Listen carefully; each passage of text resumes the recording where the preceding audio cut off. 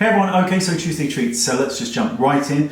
So, shadow shields, the rip-off ones from Amazon, they're bigger, not necessarily better, but they're bigger. You get double the amount for less money. However, the adhesive on these is so strong that it can take the hair off your face.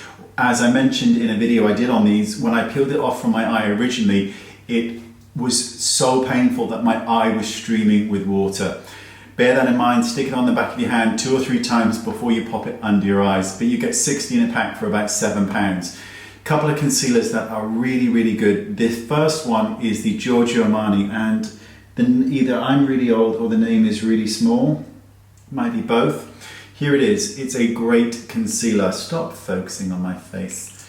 And it looks beautiful underneath the eyes or on the face to cover pigmentation issues. I'm going to talk to you about a problem in a second. Coverage is really, really natural and quite a radiant finish.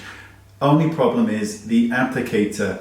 You're going to get overspill. There's no way around this. It's a little disappointing from a really high-end brand, but the product itself is great. This one is very, very good and there's no overspill. It is Fenty and it is their new concealer. So here it is. Great applicator, which means you can apply it subtly or quite heavily depending on how you use it. Coverage is amazing. And again, it has a slight radiant finish to it, which looks great. It's the lighter shade here, if you can see that. It's really, really lovely under the eyes. So bear that in mind. A palette that I think is worth buying over and over again. So, you know, why not? Anastasia Beverly Hills, Modern Renaissance. Beautiful. Look at the colors. I love this palette. I think it's so, so pretty because I really like the warm oranges and the burgundies. And then you've got your transition colors here, also known as mid-tones, which I'm going to speak to you about at another time. Beautiful palette. Speaking of Anastasia, any brow product, dip brow, pencils, whatever, they are 100% what I use. They are beautiful. This is a strange one. I can't quite work out if it's makeup or tanning or both because the packaging was a little bit, what's the word? Hard for me to understand. So it is the James Reed, and it is the Tanor Sculpting Duo, which can be used on face or body. You have a contour shade and a highlight shade. And the contour shade, over time, gives you a natural contour, which means there's probably fake tan in it. But I don't quite know if that's the case or not because I found it a bit difficult to understand because it didn't quite say this is a fake tanner. But that seems to be what the blurb mentions. I'm going to give it a go and let you know, but I thought I would show you because it's interesting. So if you're willing to take a mortgage out on your house for good skincare, then this is the brand to try. I can't talk about how wonderful they are because I'm just going to start using them.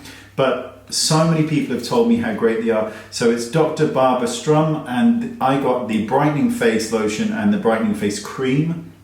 So here they are. Really, they're supposed to be amazing, but I've not used them. So if you have, can you leave a comment below? But I'm starting today using those in the evening as part of my, treatment that I do for my face. And I also got the Discovery set here, which is lots of little tiny bottles.